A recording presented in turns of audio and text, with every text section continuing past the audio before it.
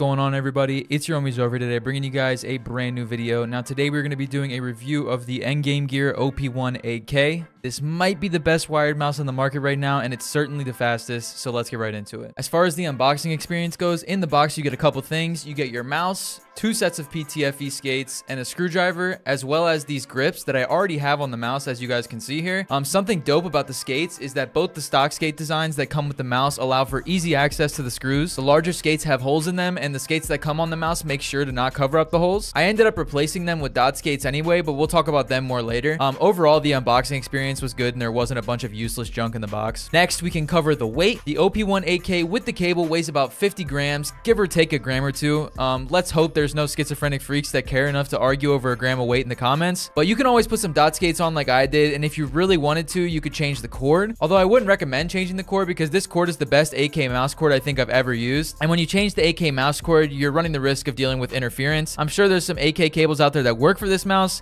but I personally would not recommend it. Next, we can quickly cover the build quality because there's not a lot of bad things to say about it. Overall, dude, this mouse is built like a rock. There's absolutely nowhere on the mouse that I'm able to get like a flex or a creak. Like even on the bottom, most mice on the bottom I can get it to creak, but I can't get this mouse to creak. It's just so high quality. The quality is similar to something of like Vaxi, I would say. There's no button grinding or wobbling either. Like this thing is just super solid. You could probably run this mouse over with a car and it would still be usable. Next, we can talk about the most important part of a mouse in my opinion, the shape. From the side, you can tell this is a very claw focused hump. It's not too far in the back of the mouse, and it's definitely not as aggressive as something like the X2H. I have 19 by 10 hands, and for aggressive claw, the top of my palm is not contacting the mouse. When I'm aggressive clawing this mouse, the top of my palm is not making contact with any sort of hump, but the rest of my palm is. And for relaxed claw, I would say that this shape is king. It's extremely comfortable. The mouse is very narrow in the front, as you can see from the bottom angle here. Normally when I use a mouse that is narrow like this, my hands start to cramp up, but I haven't had that problem with the OP1. I do feel like the grips make the mouse feel a little bit better. I feel like it locks my fingers in just a little bit more when claw gripping, which feels very nice. I don't have an X2 Mini here to compare it to, but looking at the OP1 versus the X2 Medium, you can clearly see that the OP1 hump sits more towards the middle of the mouse,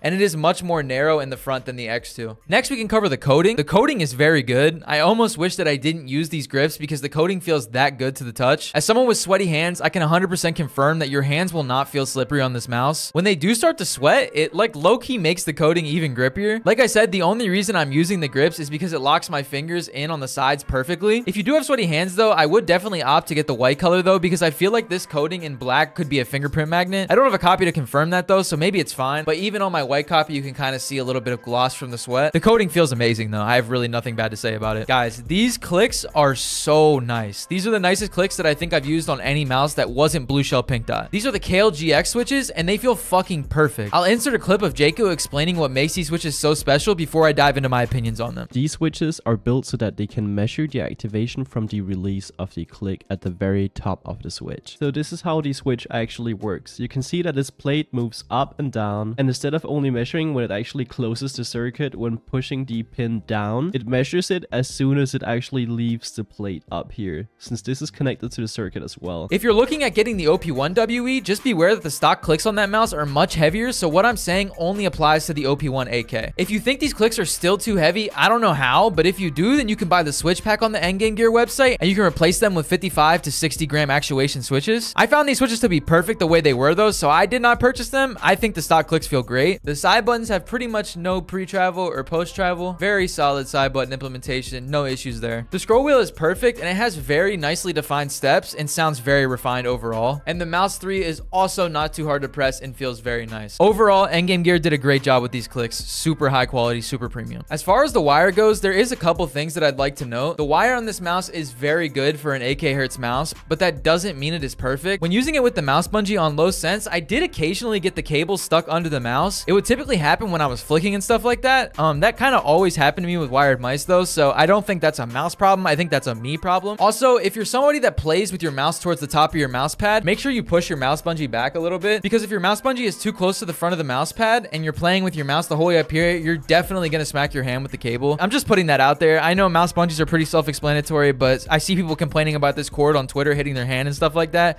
and I just don't see how that's happening if you have it set up properly. Overall, it's a pretty good cable, and and I'm honestly just nitpicking at this point. I actually don't have the skates that came with the mouse anymore. I put them on a different mouse and then ended up taking them off, throw them away. I kind of wasted them, to be honest. But the skates that came with the mouse are dyed PTFE, and although they weren't horrible, I just opted to put some Tiger Ice V2 dot skates on. These are my go-to, to be honest. I put them on pretty much every mouse I use. I do kind of wish, though, that the mouse came with 100% PTFE skates on it already, because then I might have not had to use the dots to begin with. But honestly, most manufacturers don't come with 100% PTFE skates. It's not something that's expected currently. Next, we can talk about the big feature on this mouse, which is the 8K hertz polling rate. Having a wire already makes this mouse polling rate far more consistent than anything we've seen so far. The only mouse that even gets close to this is the Razer wired 8K hertz. The firmware is completely homemade by Endgame Gear, and they definitely knew exactly what they were doing when making this. The difference in speed is very obvious when comparing this to a 1K hertz mouse. And another thing to mention is this 8K hertz implementation ran a lot smoother than Razer's in my experience. I had absolutely no stutters on Valorant or CS2 when using 8K hertz, and on the Razer I opted to play on like 4000 hertz instead of 8K because I did have a little bit of stuttering. 8K hertz is not going to make you a better gamer, but even on 240 hertz at 1600 DPI, I can feel the difference in smoothness. Soon I'll be on 360 hertz, and I'll probably make a video talking about how much of a difference polling rate makes when you're on 360 hertz, but on 240 hertz I could feel the difference in smoothness, and it's not crazy significant, but it's significant enough for me to enjoy this mouse more than 1K hertz mice. As far as click latency goes, this mouse has 77 microseconds of click latency, not milliseconds, microseconds. This mouse destroys every other mouse's click latency. In game, you can feel it. It's noticeably faster in my opinion. It low-key took me a few games to get used to how fast the clicks register. I can't really go into further detail because I don't have an XLAT here to test, or I don't have end-to-end latency testing set up, but House Gaming made a review about 2 weeks ago now speaking more about the technological aspects of the mouse, so go check that out for more information if you're interested. As far as software is concerned, the OP1 8K software is very simple and straightforward, and I'll quickly walk you through the settings I'm using currently. So when you open up the OP1 software, this is what you're going to see. As far as basic settings, I have my LOD on 1mm. I have my DPI set to 1600, obviously personal preference. In advanced settings, you're going to want to set the mouse to 8K hertz polling rate.